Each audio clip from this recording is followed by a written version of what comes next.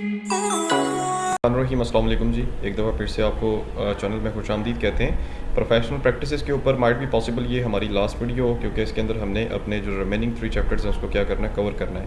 यहाँ पे हमारे पास चैप्टर नंबर 10 है जिसमें लिखा हुआ है software safety, liability and practices की बात कर रहा है।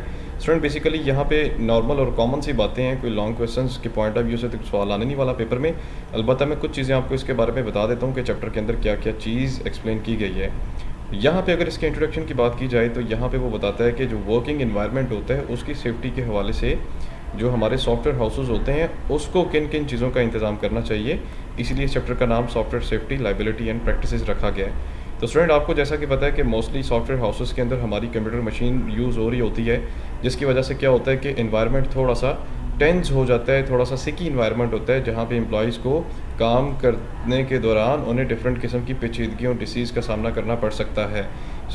दिस इज़ द सो इसीलिए फिर इस किस्म की ऑर्गेनाइजेशंस के अंदर और इन जगह पे ज़्यादा से ज़्यादा इस किस्म की सेफ्टी का क्या किया जाता है, ज़ोर दिया जाता है। दूसरा ये है कि जब हम किसी अपना क्लाइंट को अपने सॉफ्टवेयर वगैरह बनाकर दे रहे होते हैं, अब ये इस चैप्टर का दूसरा पर्सपेक्टिव आपको मैं बता रहा हूँ। जब भी हम अपने किसी क्लाइंट को कोई भी सॉफ्टवेयर बनाकर दे रहे होते हैं तो हमने इस बात को इंश्योर करना होता है कि क्या हमने सेफ्टी जो मेजर्स थे, जो प्रिकॉशंस थी, उनको कंप्लीट किया भी हुआ है या नहीं किया हुआ। ये बेसिकली इस चैप्टर के अंदर चीज़ें जो हैं ये चल रही हैं इसके इंट्रोडक्शन में। आगे इसमें कहता है कि रेगुलेटरी इशू की बात कर रहे हैं कि रेगुलेटरी के जब भी हम जनाब कोई रूल्स एंड रेगुलेशंस बनाते हैं उनको रेगुलेट करते हुए कुछ प्रॉब्लम्स आ रही होती हैं।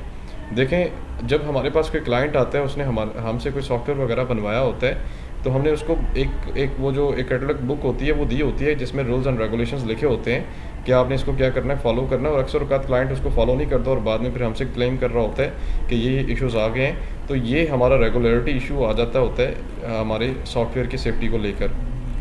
वो ये कहता है कि इन इश्यूज़ को हम कैसे कर सकते हैं दूर। उसमें कहता है जी स्टैंडर्ड्स हैं जी। सबसे पहले वो ये कहता है कि स्टैंडर्डाइज़ करें जी अपनी चीज़ों को, उसको फॉलो करना चाहिए।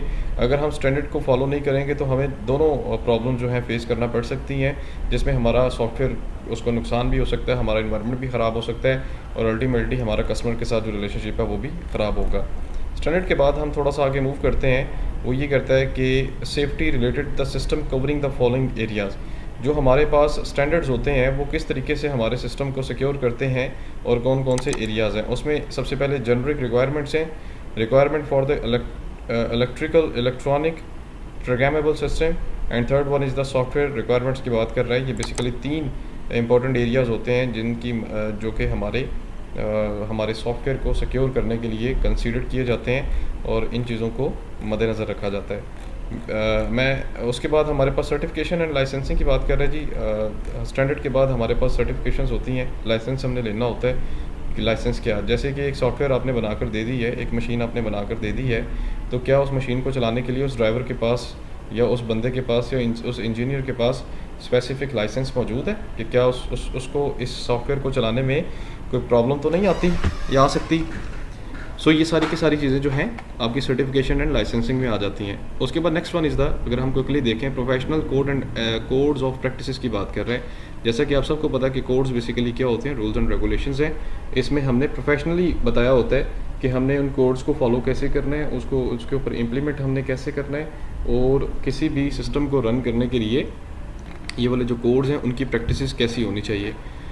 उसके बाद रेगुलेशन बाय लॉ है जी। आपने अगर कोई रूल्स एंड रेगुलेशंस बना लिए हैं, उसको रेगुलेट करने के लिए आप लॉ का सहारा भी ले सकते हैं कि बाद में अगर एक बंदा आता है आपको क्लेम करता है तो आप जनाब उसको कानूनी तौर पे अगर वो आप पे केस या चढ़ाई करने की कोशिश करता है तो आप उसको ये बात समझा सकते हैं, भाई देखें ये लॉ पास हुआ है, इस लॉ की खिलाफ वर्जी हम नहीं कर सकते, या आपने अगर खिलाफ वर्जी की हुई है तो आप ही इसका खमियाजा भुगतें, या आप उल्टा कंपनी को इस किस्म का इस चीज़ का रिस्पॉन्सिबल मत ठहराएँ।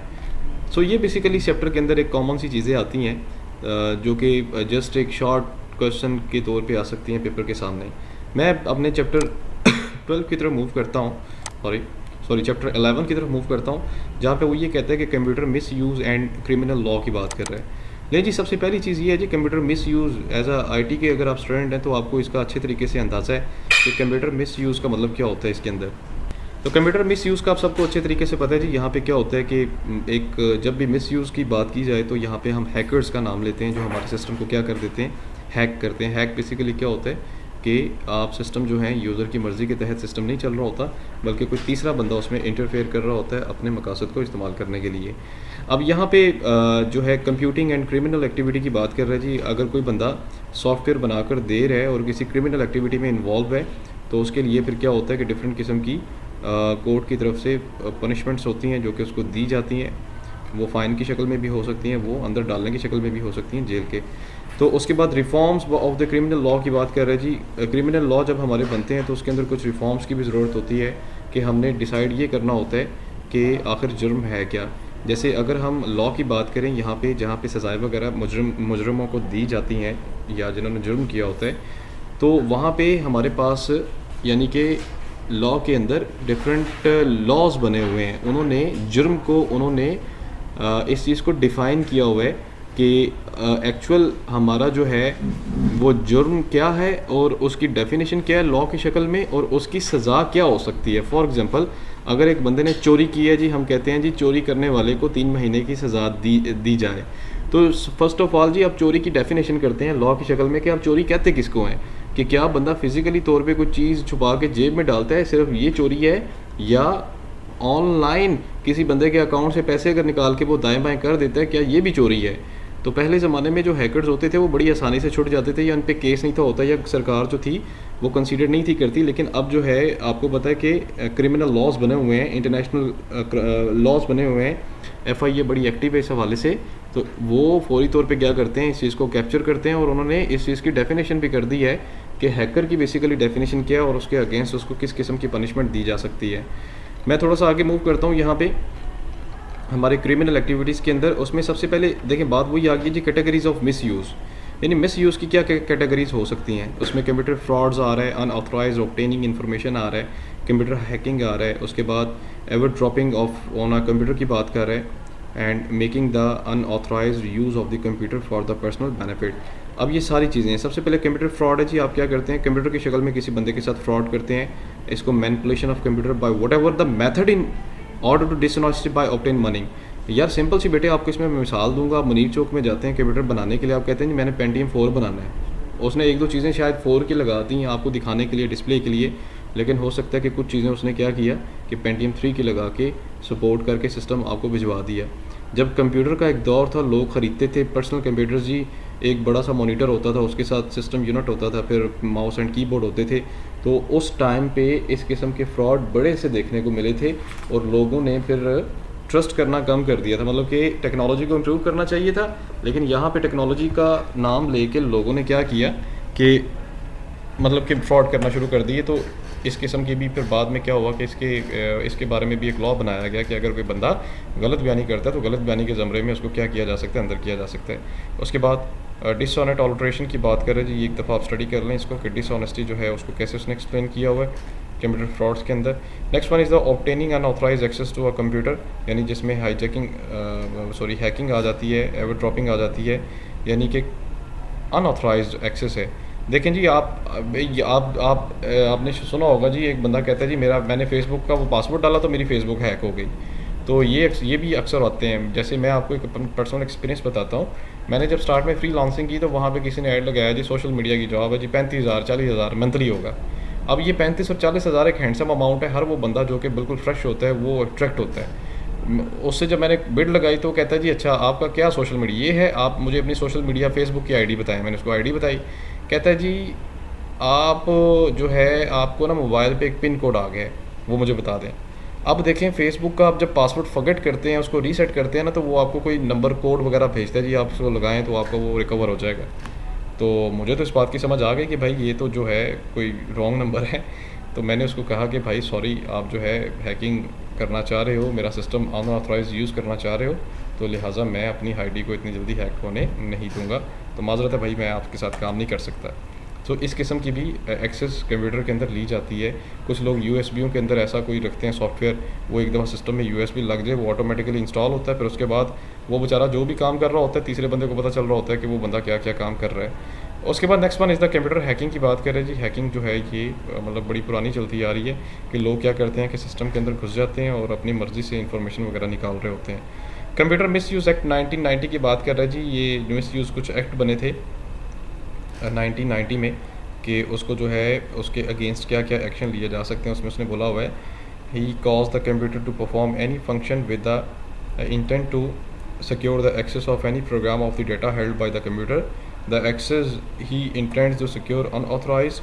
He knows at the time when the causes the computer perform the function that is in cases. यानी कि ये फंक्शन एक दफ़ा आपने इस लॉ को बेटे डिस्कस कर लेना, पढ़ लेना, इसमें सारी बातें ये लिखी हुई हैं कि कंप्यूटर मिस यूज़ एक्ट क्या है, यानी मिस यूज़ की डेफिनेशन इस एक्ट के अंदर क्या बताई गई है कि किस किस बात को आप मिस यूज़ कह सकते हैं। अब उसके बाद नेक्स्ट वन इज़ द इसमें बताता है जी एवरेज ड्रॉपिंग की बात कर रहे हैं, ठीक है। अब वो क्या होती है, कहते हैं जी एवरेज ड्रॉपिंग इन्वॉल्व सीक्रेट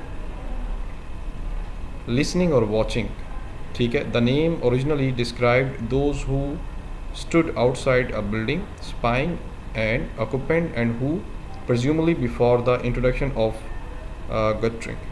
इसमें ये वन से देखें जी, ये बात से आपको पता चल क्या होना है, बात से आपको पता चल क्या होना है कि यहाँ पे इसका मतलब क्या जी एवरेज ड्रॉपिंग का, कि आप चोरी छुपे किसी की बातें सुन रहे होते हैं या उसको वॉच कर रहे होते हैं, तो ये भी आपकी अनऑथराइज्ड के अंदर चली जाती है। इसके खिलाफ भी आपके अगेंस्ट क्या किया जा सकता है, एक कानूनी तौर पे एक्शन लिया जा सकता है। अनऑथराइज ऑल्ट्रेशन और डिस्ट्रक्शन ऑफ इंफॉर्मेशन की बात कर रहे हैं जी, ये मेन रीज़न है जी। इसमें क्या होता है कि ऑल्ट्रेशन और डिस्ट्रक्शन ऑफ द इंफॉर्मेशन, मतलब कि इंफॉर्मेशन अगर आप आगे कन्वे कर रहे हैं ना, तो आप उस इंफॉर्मेशन को चेंज करते हैं गैर कानूनी तौर पे, और चेंज करने के बाद उसको आगे जनाब डिस्पर्स करते हैं और लोगों तक वो जाती है इंफॉर्मेशन, जिससे क्या होता है कि बड़ी प्रॉब्लम सामने आ जाती है। क्रिमिनल डैमेज, ठीक है, क्रिमिनल डैमेजेस आते हैं जी सामने, मतलब कि इसमें क्या हो सकता है कि अगर कोई बंदा किसी क्रिमिनल एक्टिविटी में इन्वॉल्व होता है तो आपको सामने डैमेजेस भी कुछ देखने पड़ते हैं, तो ये डैमेजेस जो हैं एक बड़े नुकसान की वजह बनती है, ठीक है। So this was the question जी। यहाँ पे हमने ये बड़ा इंपॉर्टेंट क्वेश्चन था, क्योंकि वीडियो ज़रा लंबी हो रही है, इसको मैं शॉर्ट कर रहा हूँ। इसका PDF जो है आपको मिल जाएगा क्लास के CR की तरफ से, तो आप जो है इसको एक दफ़ा स्टडी कर लें। इंपॉर्टेंट क्वेश्चन है, इसमें से जो है एक लॉन्ग क्वेश्चन पेपर में ज़रूर आता होगा। Thank you so much for watching जी, अपना ख्याल रखें, इजाज़त दें, अल्लाह हाफिज़।